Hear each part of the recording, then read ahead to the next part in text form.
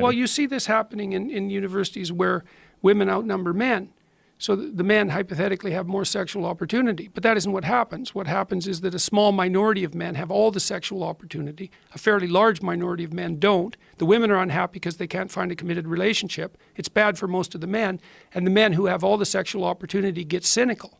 But isn't this in some ways against your whole idea of equality of outcome? Because you're talking about equality of sexual outcome now. This is a serious problem. If I'm asked to describe Jordan Peterson in 2 words, those 2 words would be Western chauvinist. See, Jordan Peterson thinks that Western civilization is the greatest thing that happened to humanity. He may very well be right. No one can deny the incredible contribution of Western civilization to human societal development. However, it's a system like any other system with many flaws. And those flaws need to be constantly amended to get a better society. Where Peterson's worldview run into problems is that he seemed to imply that Western civilization is just fine as it is, and that those seeking to change it should be very careful. In essence, things are fine the way they are. If hierarchies that exist in Western civilization leads to inequalities, that's not a problem to be solved because such hierarchies are based on competence, where the most competent select at the top. You can find this sentiment replete in his lobster analogies. Just take note of this point as it will be very crucial in highlighting the logical inconsistency of Jordan Peterson when he's faced with a hierarchical scenario which he doesn't like. And he was faced with such a scenario in an episode with Joe Rogan, where Rogan essentially exposed his logical inconsistency.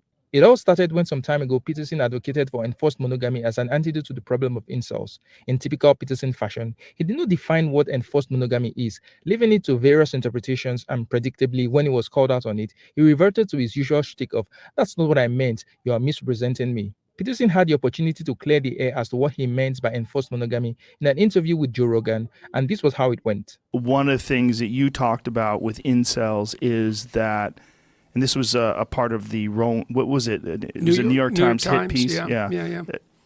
You said one of the cures for this is enforced monogamy. Mm-hmm. People decided, and I had never heard that term before, quite honestly, and I was like, well, what the fuck does that mean? It's a psychological term, and what it means is enforced by culture, that it is a good value. Monogamy, yeah, because right.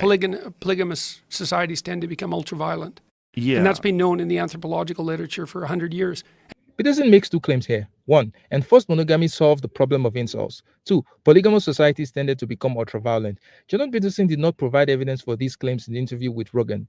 I did, however, find his supposed evidence for these claims in an article he entitled "On the New York Times and Enforced Monogamy," where he writes, "It's been a truism among anthropologists and biologically oriented psychologists for decades that all human societies face 2 primary tasks: regulation of female reproduction so the babies don't die, you see, and male aggression so that everyone doesn't die. The societal enforcement of monogamy happens to be an effective means of addressing both issues, as most societies have come to realize pair-bonded marriages constitute, as they do, a human universal."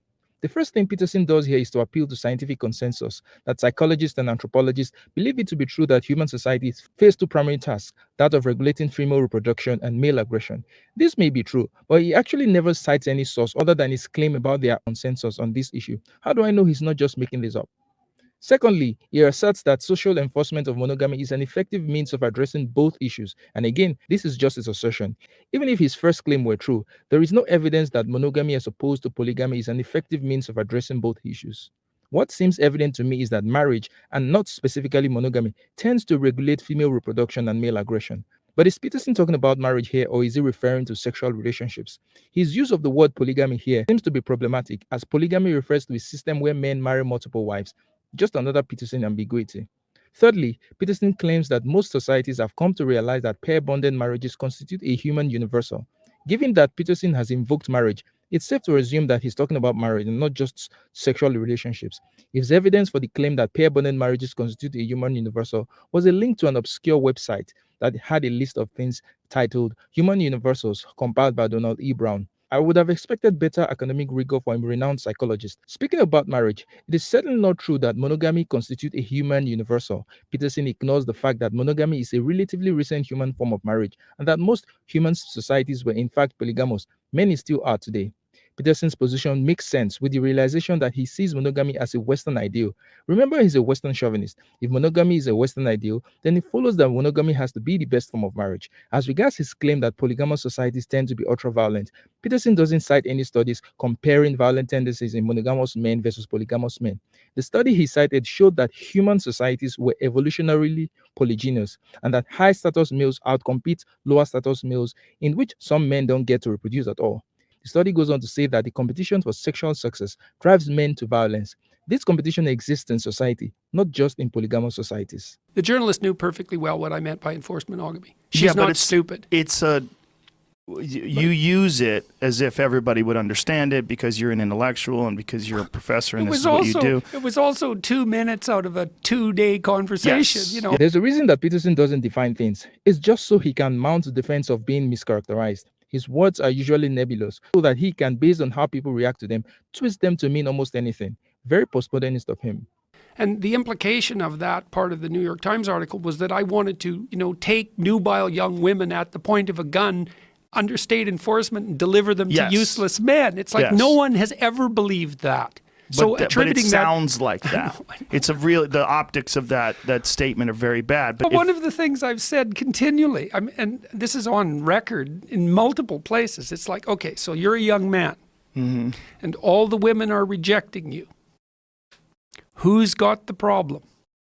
It's not all the women. That's a bad road to go down. If all the women are rejecting you, it's you. We both agree on this, but why is enforced monogamy the solution for people that are involuntary celibates? Well, it's the solution to the relationship between men and women. Fundamentally, is monogamous social norms. But these men are unattractive. If these men are unattractive, solution to them. But if these men are unattractive to women, I don't mean just physically unattractive. I mean women aren't seeking them as mates. They need to become men. Yes, they certainly do. This is That's what it the is. solution. That's the solution. Absolutely, and we man. both agree on this. So, yes, but they need to do that in a society where monogamy is the social norm. But isn't it the social norm anyway? His whole point about enforced monogamy being the solution to the incel problem is moot, with his admission that they have to do it in a society where monogamy is the norm. As Rogan rightly pointed out, monogamy is the norm in Western society. Is this Peterson's attempt at reinventing the wheel? This is like being on a ship at sea and being faced with the problem and then saying, oh, if only we had seawater. Seawater is just the solution for this problem, not fresh water. Well, duh. The basic ingredient Peterson is proposing to solve the incel problem, which is monogamy, already exists in Western society. That the problem exists in spite of that shows that his proposal is not a viable solution. I don't think they're related, quite honestly. I don't think that involuntary celibates, I don't think that having enforced monogamy as a part of our cultural norm is going to help those people. Rogan is right. Monogamy isn't going to solve the incel problem. Women are still going to be attracted to high-status men, and not just any available man. The problem with incels today is not that there are not enough females to go around. The problem is that incels have not developed the capacity to attract females.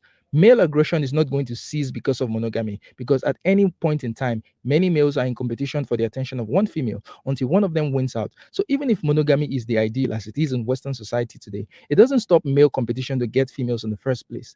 In the twist of irony, polygamous societies do not seem to suffer from the incel problem. I wonder why.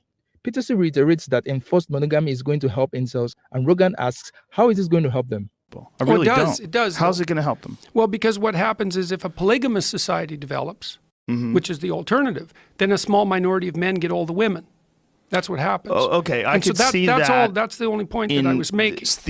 First off, that's ridiculous. Even in a polygamous society, a small minority of men don't get all the women. I live in a polygamous society. My grandfather had 3 wives. That did not mean that men around him could not find women to marry. Theoretical world where polygamous societies exist en masse, and then you do have this problem where there's a small group of men that are fucking all the women.